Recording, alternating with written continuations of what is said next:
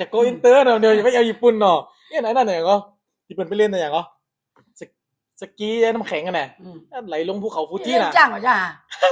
ลงพอเขาเนาะเออลงภูเขาฟูจิมันน่ะเออเอ็นหนาวนอนซ้ำช่วงนี้หิมะตกน่ะแม่เนี่ยคนเนี่ยยังมีเอฟซีตักมาเนี่ยฮะเนาะบ่มาแล้ว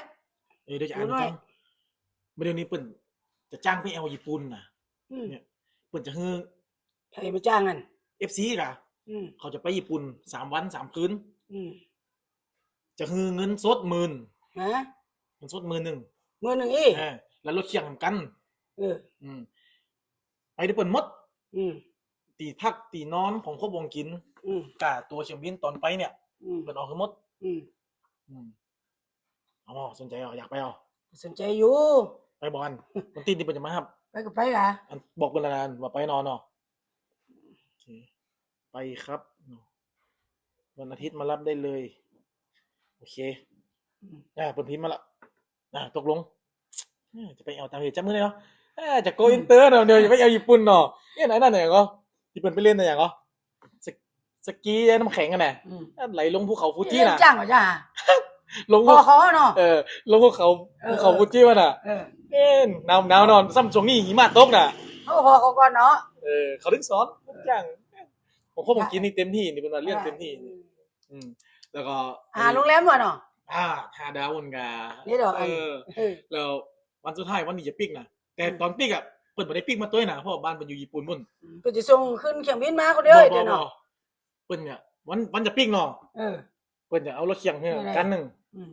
ก็มอบเละกันหนึ่งเติมน้ำมันเต็มถังอ่ะไม่ขี่ปิกบ้านเลยเป็นไอ้เงาโอ้กูไปขี่ได้อย่างที่เป็นยัง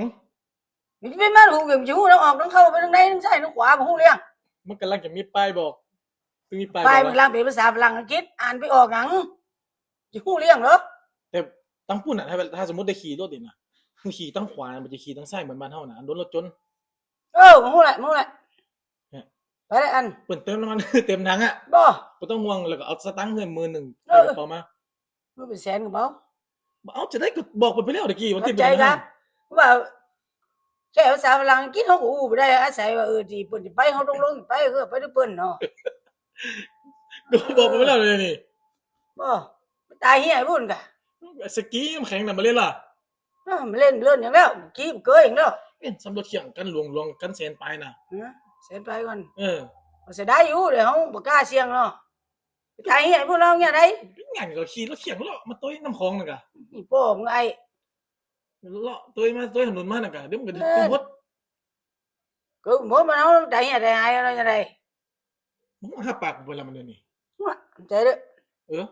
biết khử nha gà